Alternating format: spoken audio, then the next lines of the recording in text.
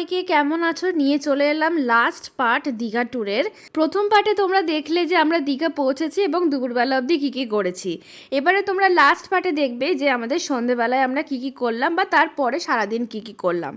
তো প্রথম যেটা মেন অ্যাট্রাকশান দীঘার সেটা হচ্ছে জগন্নাথ মন্দির। তো জগন্নাথ মন্দিরে যাওয়ার আগে সন্ধেবেলায় এখানে হোটেলে আমরা সবাই রেডি হচ্ছিলাম, আমি মা বাবা। আর এখানে ভীষণ ইয়ার্কি মারা হচ্ছিল। আমি আর মা বাবার পেছনে লাগছিলাম। অ্যাকচুয়ালি কী হয়েছিল, আমি মানে আমার মা ভুল করে আমার হেয়ার মাস্কটা নিয়ে চলে গেছে ওখানে, ভেবেছে হয়তো কোনো ক্রিম, সেটা ভেবে নিয়ে চলে গেছে। এবার সেখানে আমার বাবা কি করেছে, মুখে ক্রিম মাখবে, কোনোদিনও মাখে না, সেই প্রথম মাখবে। এবার মাখতে গিয়ে ওই হেয়ার মাস্কটাকে নাকি মুখে মাখছে।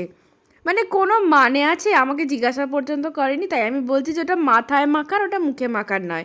যাও গিয়ে তুমি চুলটা ধুয়ে আসো, নাহলে হর করবে। বাবা বলছে ও থাক, তুই চ ঘুরে আয়। বাবারা বোধহয় এরকমই হয়। তো যাই হোক, এখানে সব হাসাহাসি করে সব কিছু করে রেডি হয়ে বেরোচ্ছি। আর এখানে এটা হচ্ছে আমাদের হোটেলটা, তোমাদেরকে দেখিয়ে দিলাম। সন্ধেবেলায় ভীষণ সুন্দর লাগছিল হোটেলটা। মানে এতটাই মানে লাইটিং বলো, অ্যাম্বিয়েন্স বলো বা রুমের সব ডেকোরেশনস বলো, ভীষণ ভালো হোটেলটা। আর এখানে আমার মা কথা বলছিল ফোনেতে কার সাথে, আর আমি এরকম মজা করি মায়ের সাথে। সব লাইট ফাইট অফ করে দিয়েছি, দিয়ে এবার জাস্ট আমরা তালা মেরে বেরোচ্ছি। মাও বেরিয়েছে, মাকে বন্ধ করে আমি যাইনি, মাও বেরিয়েছে আমাদের সাথেই। বেরিয়ে এবার নামছি নিচে। নিচে নাম নেবে তোমাদেরকে আমি হোটেলটা দেখাচ্ছি, দাঁড়াও। হোটেলের নাম হচ্ছে হোটেল প্রিয়াংশ বোধহয়। মানে আমার নামটা ঠিক মনে নেই, নামটা একটু মানে শক্ত, এখনকার দিনে ছেলে মেয়েদের নাম যেরকম হয়। হোটেল প্রিয়াংশ, হ্যাঁ এই দেখো হোটেল প্রিয়াংশ। হোটেলটা ভীষণ সুন্দর দেখতে, ফেসিলিটিও খুব ভালো। ওখানকার মালিকরা হচ্ছে একদম বাঙালি, কলকাতায় থাকে। ফোন নাম্বারটা আমার কাছে নেই, তাই জন্য আমি ফোন নাম্বার শেয়ার করতে পারছি না। তোমরা গুগল ম্যাপে এই হোটেলটার রিভিউ পেয়ে যাবে। আর সস্তা, মানে ওখানকার রেট অনুযায়ী সস্তা। এসি রুম মোটামুটি ওই 1200-1300 বা একটু হায়ার যেতে পারে, আর নন এসি মোটামুটি ঠিক আছে। তো চলো আমরা গাড়ি করে চলে গেলাম ওইখানে দীঘা মন্দিরের সামনে।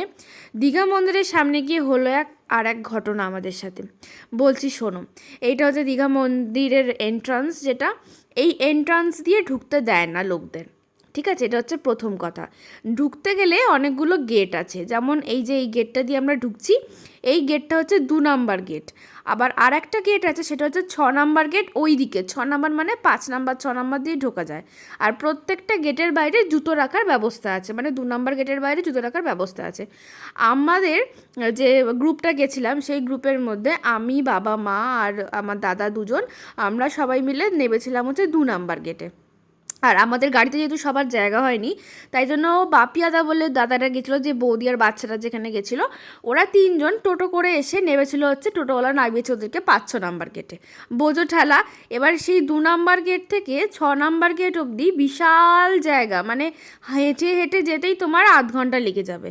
তো যাওয়া পসিবল নয়, তাই জন্য ওরা ওদিক দিয়ে ঢুকেছে, আমরা এদিক দিয়ে ঢুকেছি। মানে সে এক আলাদাই মানে সেই কাণ্ড, সে দাঁড়িয়েই আছি, খুঁজেই যাচ্ছি, সে পাচ্ছি না, সে এই করে করে আমাদের সারা সন্ধ্যেটা কেটেছে।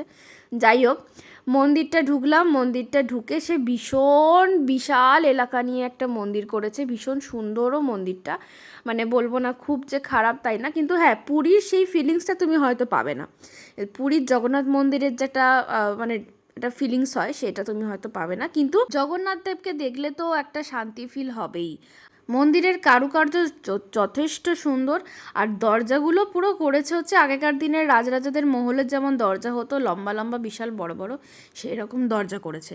আর ভীষণ ভালো অ্যারেঞ্জমেন্টও, খুব ভালো। কোনো পয়সা আপাতত লাগছে না মন্দিরে ঢুকতে গেলে। আমি কিছু ভালো পিকচার এখানে দিয়ে দিচ্ছি, মানে মন্দিরের পুরো পিকচারটা দিয়ে দিচ্ছি, কারণ ওখানে ভেতরে না ফটো ভিডিও অ্যালাও ছিল না, তাই জন্য আমি ওই বাইরে বাইরেই যেটুকু ভিডিও ছিল ওইটুকু করতে পেরেছি। তো যাই হোক, মন্দির দেখে সুন্দর করে ঠাকুরকে প্রণাম করে, পুজো দেওয়া হয়নি, নর্মাল প্রণাম করে আমরা বেরিয়ে গেছি। বেরিয়ে এসেছিলাম হচ্ছে আমরা সমুদ্রের ধারে, মানে ওল্ড দীঘাতেই সমুদ্রের ধারে এসেছিলাম।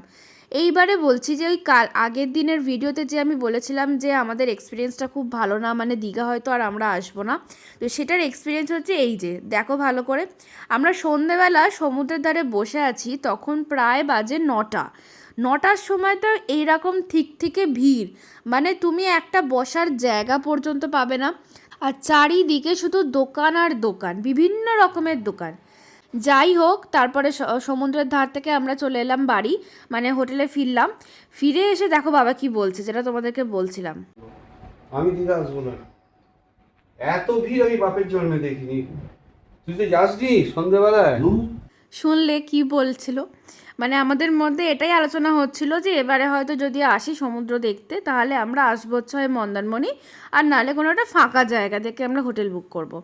তো যাই হোক, দিয়ে রাত্রিবেলা এখানে আমরা বাজার থেকে চিকেন আর রুটিটা যেটা বানাতে দিয়েছিলাম অলরেডি রাত্রিবেলা, সেটা আমরা নিয়ে চলে এসেছিলে। এসে সবাই মিলে খেতে খেতে বসে গেছে, একসাথেই বসেছিলাম সবাই খেতে। মা সবাইকে বেড়ে বেড়ে দিচ্ছিল, সবাই মিলে খেয়ে দে সেদিনের মতো দিনটা কাটলো।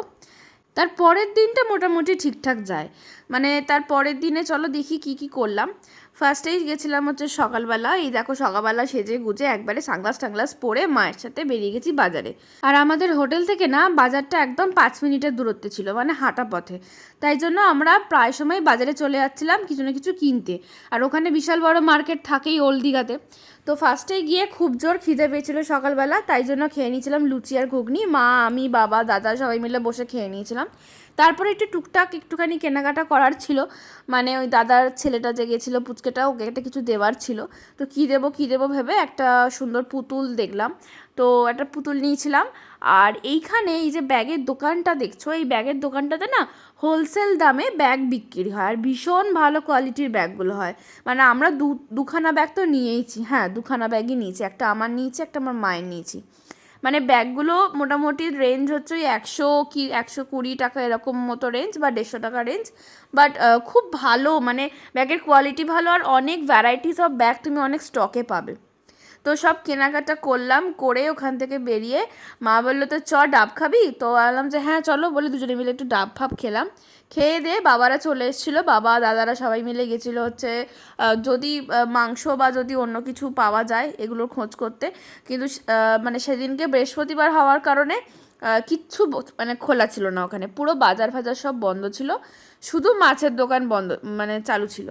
তো মাছ তো আমাদের হবেই ভেবেছিলাম, কিন্তু মাছের সাথে যদি আমরা চিকেন বা অন্য কিছু পেতাম তাহলে একটু ভালো হতো, কারণ বাচ্চাটা না একদম মাছ খায় না, মানে ওর জন্য একটু চিকেন আমাদের নিতেই হতো আর কি। ওই জন্য বাবারা খুঁজতে বেরিয়েছিল, কিন্তু ব্যাড লাক পাইনি, কোনো মাংসের দোকানই খোলা ছিল না, শুধু মাছের দোকান ছিল। তো মাছগুলো তো দেখতে আমার অপূর্ব লাগে, মানে আমি দীঘা গেলেই মাছের বাজারে যাবই যাব। আলু আমরা ডাল দিয়ে দিচ্ছি, ডাল আর আলু ভাতে খাবো। হ্যাঁ, টমেটো দেওয়া আছে। আর উচ্ছেটা ওই আমি সুগারের রুটি আমার জন্য। শুনতেই পেলে যে আমার বাবা দিদিটাকে বোঝাচ্ছে যে কী কী রান্না করতে হবে, ডাল আলু ভাতে, আর আমার বাবা উচ্ছে সেদ্ধ খাবেই প্রত্যেক দিন ভাতের সাথে, তো সেটাই বোঝাচ্ছিল ওখানে। এই দিদিটার হাতের রান্না বিভৎস ভালো, মানে তোমরা যদি কেউ রান্না করাতে চাও তাহলে এই জয়তারা রান্নার দোকান তোমরা ওল্ড দীঘা থেকে করাতেই পারো, ভীষণ ভালো।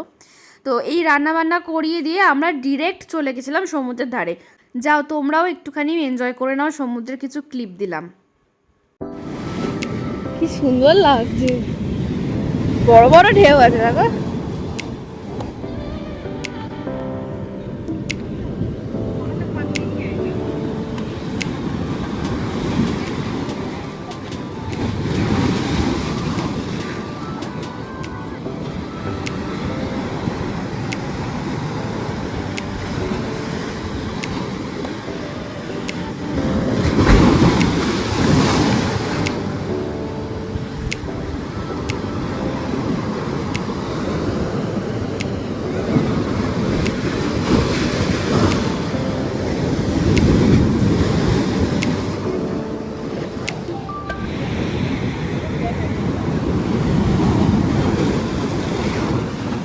দেখলে কত বড় বড় ঢেউ ছিল, তখন বোধহয় পূর্ণিমা ছিল, আমার ঠিক মনে নেই।